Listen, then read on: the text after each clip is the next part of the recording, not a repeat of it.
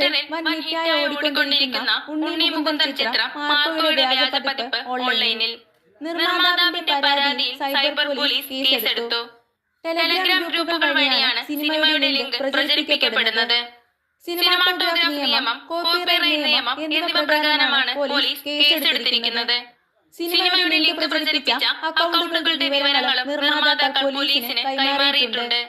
സംഭവത്തിൽ അന്വേഷണം ആരംഭിച്ചതായും എവിടെ നിന്നാണ് സിനിമയുടെ ലിങ്കുകൾ പ്രചരിപ്പിക്കപ്പെടുന്നതെന്നത് ഉടൻ കണ്ടെത്തുമെന്നും പോലീസ് പറഞ്ഞു. ലിങ്കുകൾ പ്രചരിപ്പിക്കുന്നതും ഡൗൺലോഡ് ചെയ്ത് സിനിമ കാണുന്നതും കുറ്റകരമാണെന്ന് പോലീസ് മുന്നറിയിപ്പ് നൽകി. അതേസമയം 5 ദിവസത്തിൽ 50 കോടി ക്ലബിൽ ഇടം നേടിയിരിക്കുകയാണ് ചിത്രം. ഹനീഫ് അദീനി സംവിധാനം ചെയ്ത ചിത്രം ഭീകര വയലൻസുമായാണ് എത്തിയത്. ഇന്ത്യൻ സിനിമ കണ്ടതിൽ വെച്ച് ഏറ്റവും വയലൻസ് നിറഞ്ഞ ചിത്രമാണ് മാർക്കോ എന്നാണ് പറയപ്പെടുന്നത്. ഉണ്ണി മുകുന്ദന്റെ കരിയറിൽ തന്നെ